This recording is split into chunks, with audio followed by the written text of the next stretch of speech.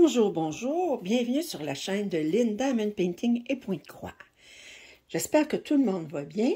Alors, moi aujourd'hui, je vais vous faire un tutoriel sur l'utilisation de Pattern Keeper, en tout cas comment moi je l'utilise pour faire ce qu'on appelle des couvertures complètes, comme des Heaven and Earth Designs, et en utilisant la méthode de mise en attente en point de croix, en faisant du point de croix en diagonale. Alors ça, c'est la méthode que j'utilise. J'ai pensé que vous pourriez être intéressé à voir comment j'utilise Pattern Keeper.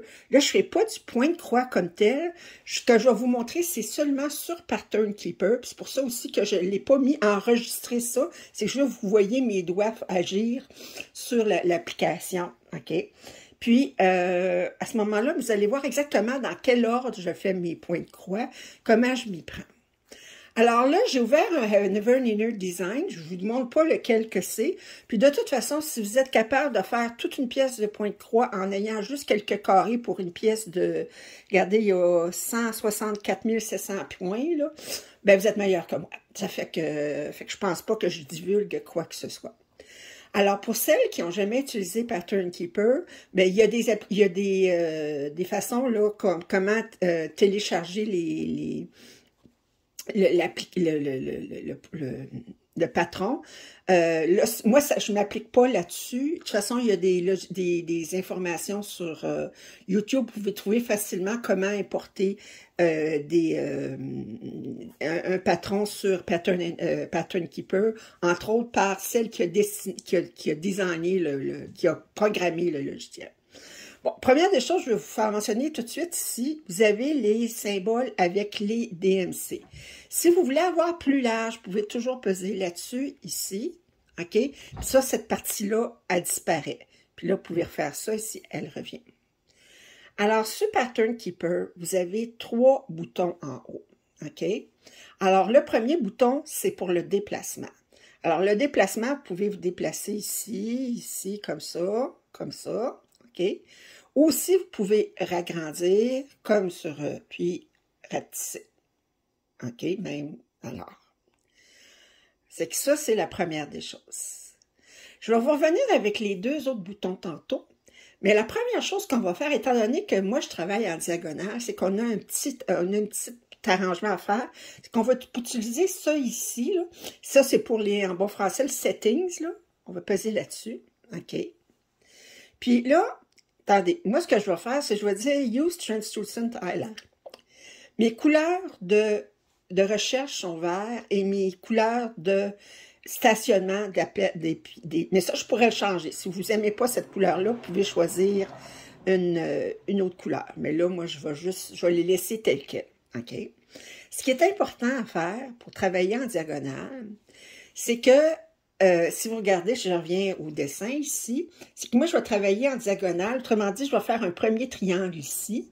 Ensuite, je vais faire une autre diagonale ici, une autre diagonale ici. OK? Fait qu'autrement dit, mes diagonales, moi, je commence toujours par le coin supérieur gauche. OK? Alors, mes diagonales, pour faire mon triangle ici, ils vont partir du coin inférieur gauche pour aller au coin supérieur droit. C'est ça que je vais aller dire ici. Diagonal lines. Alors, lower left to upper right. Je vais sélectionner ça. Et moi, je fais des diagonales de 10 points de large. Vous pourriez choisir 20 points de large. OK? Et là, vous avez la couleur de la ligne pour la diagonale. Fait que je vais choisir ça. OK? Alors là, je reviens. Alors là, vous voyez que j'ai une ligne pour toutes mes diagonales. Alors, ce que je vais commencer par faire, c'est que je vais commencer par faire ce triangle-là, ici. Attendez, je pense que je vais faire, c'est que je vais peut-être utiliser, je ne sais pas si je pourrais utiliser ça, ça irait mieux. Je vais essayer de voir, je ne sais pas si... Je n'ai pas de crayon pour ça, il va falloir que j'utilise mes doigts. Mais en tout cas, là, je vais vous montrer, là, quand je ne fais pas, c'est que là, je vais travailler sur ce... attendez, là, c'est quelque chose de plus fin.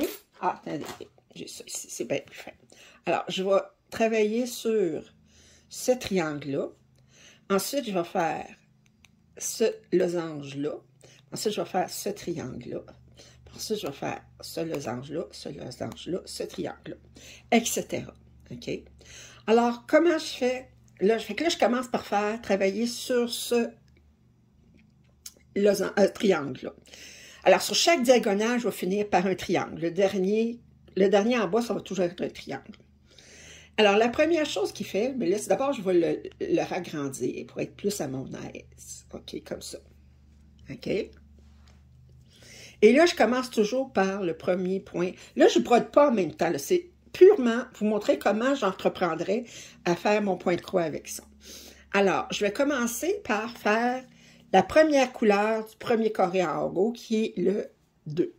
Alors, je vais peser sur ça ici pour indiquer que je veux faire une recherche. OK? Et là, je veux qu'il m'indique partout où j'ai la couleur 2.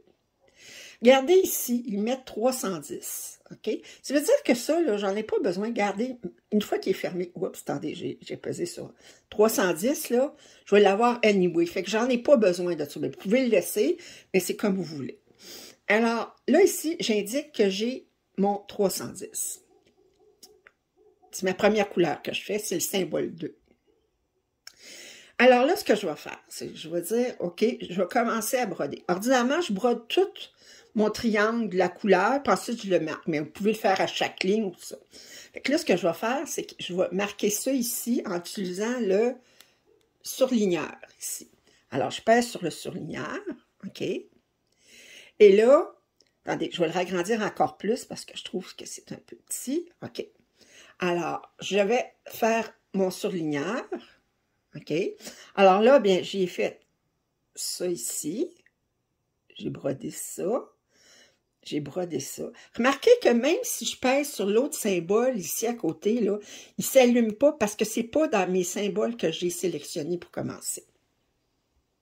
Ça et ça. Parce que moi, je travaille en diagonale. Fait que je fais mes symboles qui sont sur la ligne, mais ceux à l'extérieur, je ne les travaille pas.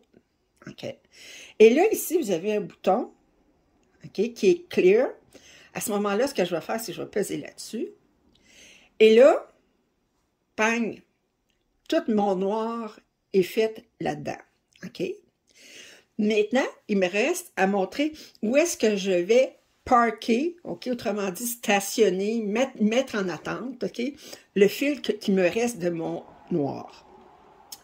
Alors, étant donné que je n'ai pas d'autres, c'est ma première diagonale, je n'ai pas d'autres carrés en prêt, mais je vais regarder sur la ligne à côté le premier symbole 2 que j'ai, et c'est celui-ci. Alors, je vais le sélectionner, juste lui, OK? Et là, vous voyez, en dessous, il y a « More ». Alors, je clique sur « More ».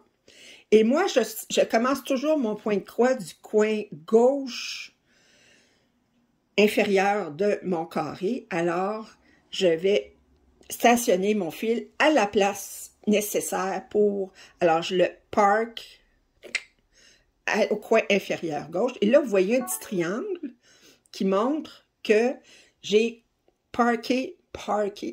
stationné, mis en attente mon fil au coin inférieur gauche. Alors, bon, première couleur est faite. OK? Alors là, je vais sur ma deuxième couleur. Alors, ma deuxième couleur, c'est le premier symbole qui n'est pas fait en commençant par le haut. Alors, c'est cette couleur-là, qui est le 939. OK? Alors là, je vais indiquer, je vais faire ces deux points-là. Alors, je les brode. Je les marque comme quoi qu'ils sont brodés. Et je vais mettre en attente mon fil ici. Alors, je vais sélectionner là. Et je encore, lower left corner. Prochain symbole, c'est le carré ici. Je fais ça. Je brode ces deux points-là. C'est fait.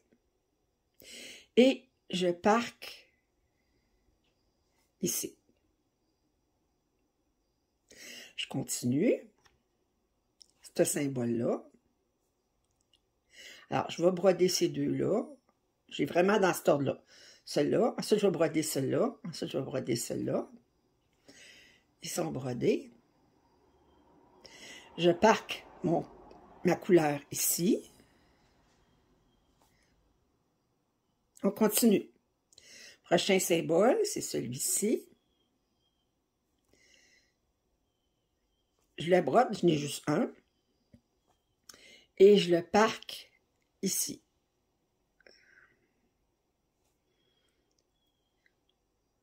Celui-ci, alors lui, c'est couleur 300. Je brode ces deux-là.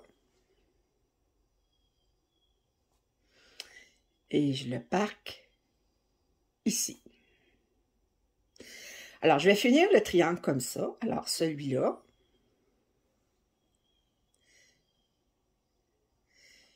Ici. Alors, je fais celui-ci. J'en ai un. Ça.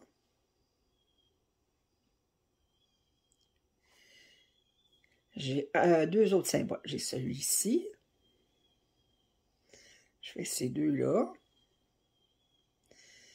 Et je le parque ici. Et finalement, le symbole 6, qui est la couleur 815. Ça. Et je le parque ici. Bravo, on a fait notre premier triangle. Là, vous allez arriver, et vous allez dire, OK, ben là, regardez, là, si je compte bien, j'ai 1, 2, 3, 4, 5, 6, 7, 8, 9, 10. 10 couleurs différentes qui sont stationnées, parquées, mettez-les comme vous voulez, dans le premier losange que j'ai à faire ici. Alors là, on commence par faire s'occuper des fils qui sont stationnés. OK? Puis pour pas être pogné, excusez l'expression, pogné avec les fils qui sont plus bas, ben il y a un petit truc, c'est qu'on commence par celui qui est le plus bas dans notre losange. Comme ça, ben lui, c'est sûr que j'aurais pas à le broder plus haut parce que c'est la première place que je le trouvais. OK? Ça fait qu'à ce moment-là, ben, quand je vais retrouver, admettons, à faire le 2, ben, je ne serai pas emmêlée avec les fils ici. Tout ce que je vais avoir plus bas, c'est des points qui sont déjà faits. Alors, je commence par le symbole le plus bas, c'est lui. Alors, j'indique ici. Alors, je brode ces quatre-là, ici, et je le parque en bas, ici. OK. Ensuite, l'autre symbole, en commençant par le bas. Je recherche celui-là. OK. Ici. Et là, je vais aller voir plus bas, voir si j'en ai d'autres. J'en ai pas ici. OK? Fait que j'en ai pas dans le triangle plus bas. Par contre, je vais toujours regarder, voir si je l'ai dans quelque chose là. Ça fait que, regardez, je l'ai ici. Mais je vais le parquer ici.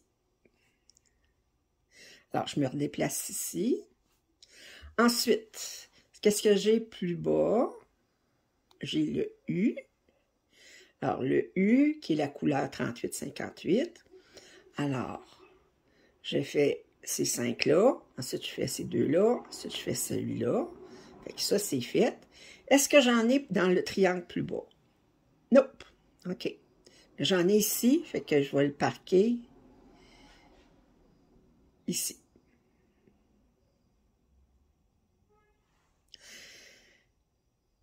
Là, ici, je commence toujours ma ligne par la droite, là. Parce que c'est l'inverse que quand j'aurai pas de...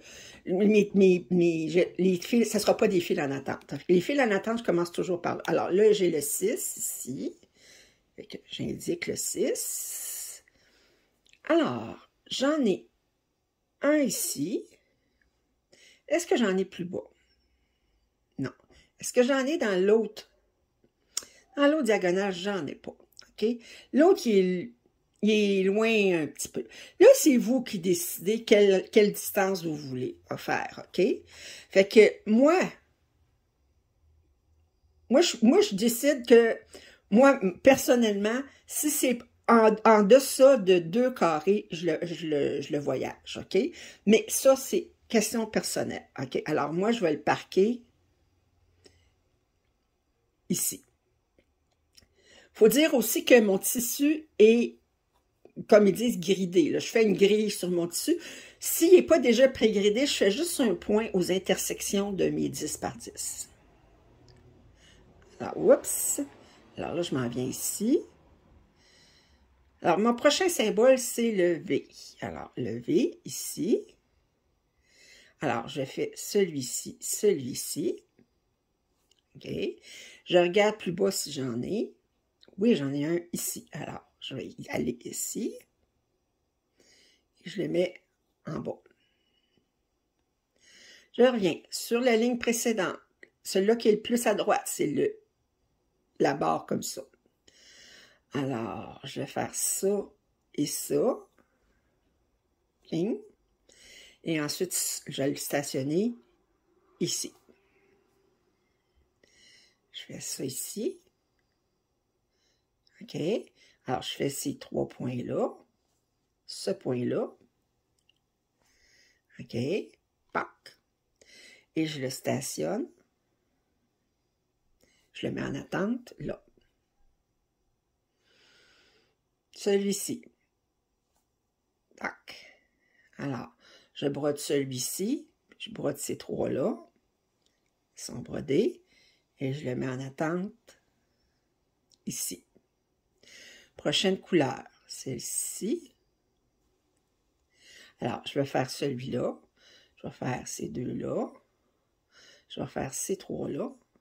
C'est tout ce que j'ai dans mon losange. Et je vais le mettre en attente ici.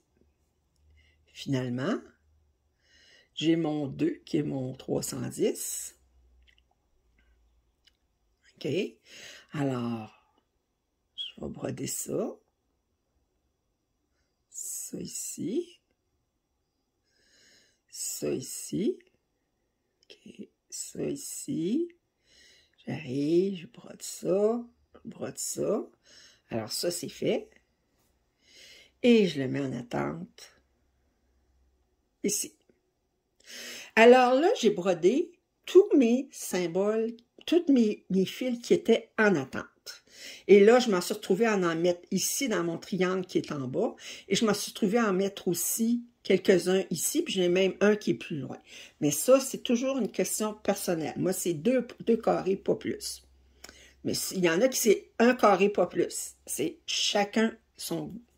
Alors là, maintenant que j'ai fait toutes mes fils qui étaient en attente, j'ai des symboles que j'ai jamais utilisés encore, parce que là, je viens de commencer. Alors, je vais commencer par le haut, le symbole le plus à gauche ensuite. Alors, je commence par ce symbole-là. OK? Qui est le 30-31. Je brode ces 2-là. Est-ce que j'en ai plus bas? Non. Est-ce que j'en ai dans l'autre diagonale? J'en ai un ici. Parce que là, ensuite, je vais faire l'autre diagonale.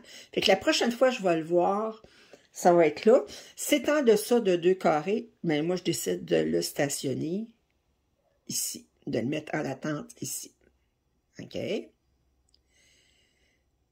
Ensuite, on fait celui-ci.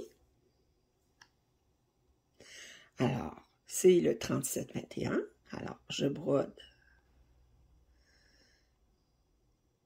ça ici. C'est fait. Je regarde si plus bas j'en ai. Non. J'en ai à côté. Alors, je vais le mettre ici. Je vais le mettre en attente ici. On continue. Ce symbole-là. Je le brode ici. Là, je vais voir si je l'ai plus bas. Non. Je l'ai sur le côté.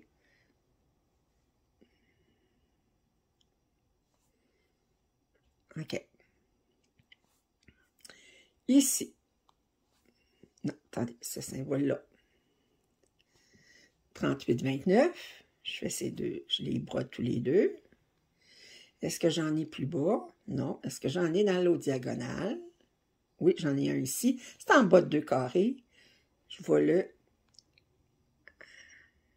stationner ici. Alors, on va finir ce symbole-là. Alors, je le brode. Est-ce que j'en ai en bas? Non. Est-ce que j'en ai dans l'autre diagonale? Oui, j'en ai un ici. Comme ça. Ah, il me reste 3 symboles. Attendez, celui-ci.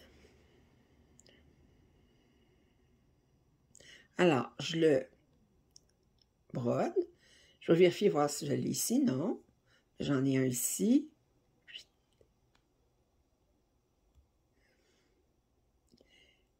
Alors, je fais celui-ci. Je le brode. Est-ce que je l'ai plus bas? Non. Est-ce que je l'ai dans l'autre diagonale? Non. Est-ce que je l'ai dans l'autre diagonale? Non. Bon, le prochain que j'aurais, ça serait ici, là. Regardez. Mais là, ça commence à être un peu loin. Fait que là, je l'arrête là, moi. Je ne le ferai pas plus que ça. Et ensuite, il me reste un dernier symbole. Celui-ci. Alors, lui, le clair. J'en ai pas en bas, mais j'en ai un ici. C'est en bas de 2 carrés. Alors, je le mets en attente. Alors là, j'ai fini mon premier losange.